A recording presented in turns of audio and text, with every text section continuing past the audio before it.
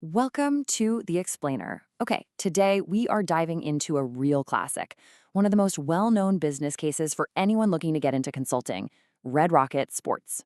And we're going to break it down just like a top consultant would, turning what looks like a simple spreadsheet into a powerful winning strategy. I mean, imagine this scenario. You're in that high stakes interview, the clock is ticking, and they slide a piece of paper across the table. This is that classic high pressure moment straight out of the famous interview guide, Case in Point. They want to see more than just your math skills, right? They want to see how you think, how you structure a problem, and frankly, how you handle the pressure. All right, so this is it. This is our entire universe for the next few minutes. It looks simple, right? Just two tables with 3 years of sales data. One table breaks it down by product, footwear, and apparel. The other breaks it down by market, the US, UK, Europe, and this kind of mysterious other category. Our real mission is to find the story that's hiding in plain sight within these numbers and build a solid plan for where Red Rocket goes next. So, to tackle this the way the pros do, we're going to follow a really clear 5-step journey. First, we'll lock down the core challenge. Then, we'll structure our thinking. Super important. From there, we'll dig into the numbers to find the story, pull together our key insights, and finally, build a killer action plan. Let's get into it. Okay, first up, understanding the actual challenge. Before you ever open a spreadsheet or draw a chart, you have to know exactly what question you're trying to answer. Because, let's be honest, a brilliant answer to the wrong question, it's totally useless. So, what did the client actually ask us to do? And here it is. This is the heart of the matter. The client doesn't want a history report, they want a strategy for the future.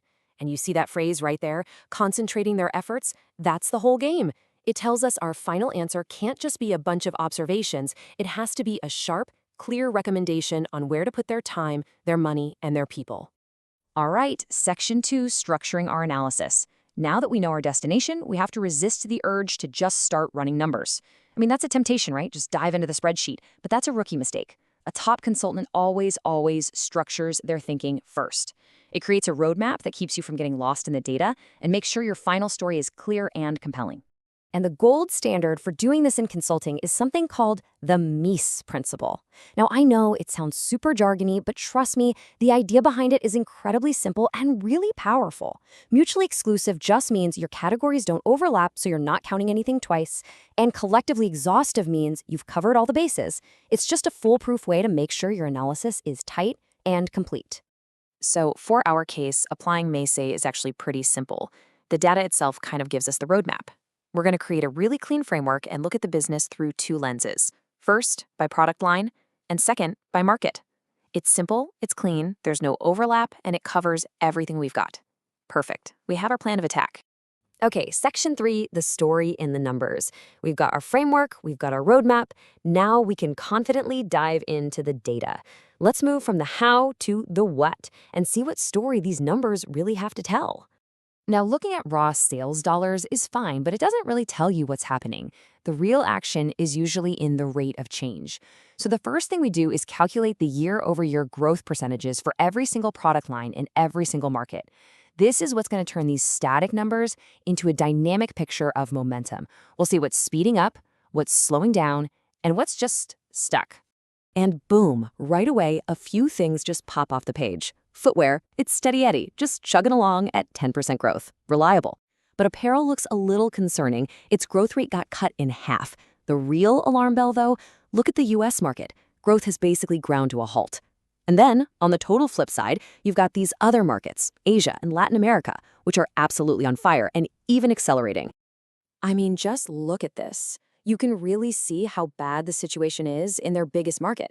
The US hasn't just slowed down, it has fallen off a cliff. Dropping from a decent 12% growth to just 2% for what's by far their biggest market, this is a 5-alarm fire.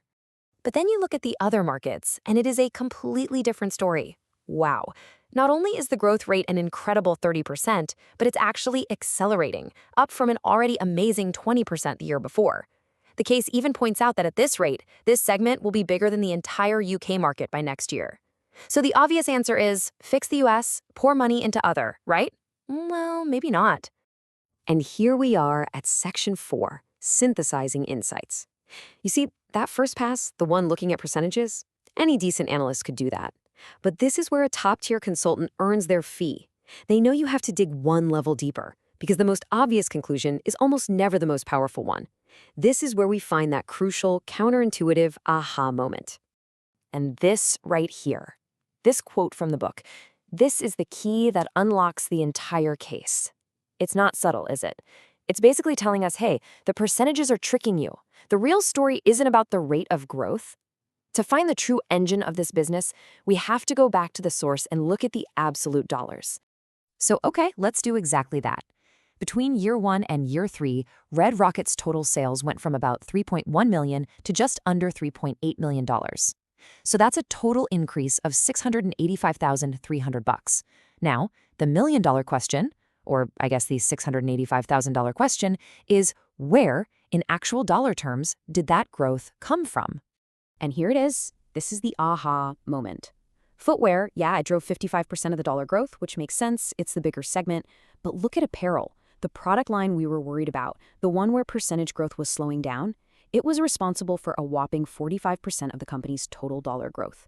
Even though it's smaller, it was punching way above its weight. This is the hidden engine of the company. Wow. Okay, that one insight changes everything. It completely reframes how we see this business.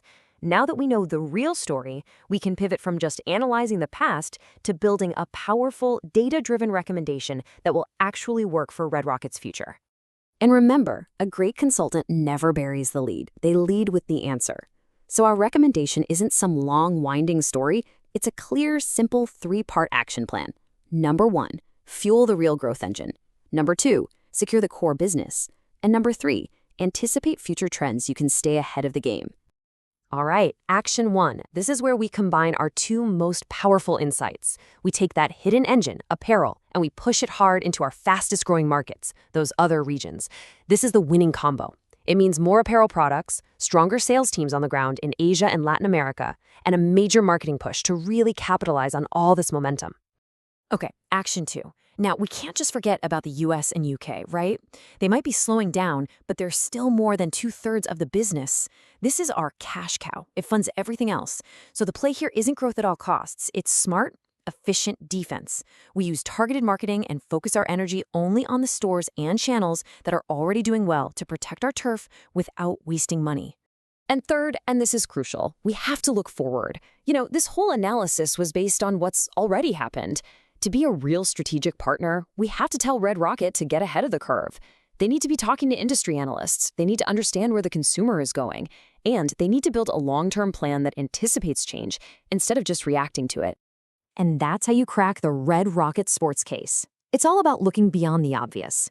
The big lesson here is universal. Percentages tell you who's running fastest, but the absolute numbers tell you who's carrying the most weight. The most powerful insights are often found not in what's flashy, but in what's quietly moving the needle. So the real question to ask yourself is, in your own work, are you looking past those flashy percentages to find what's really driving the business?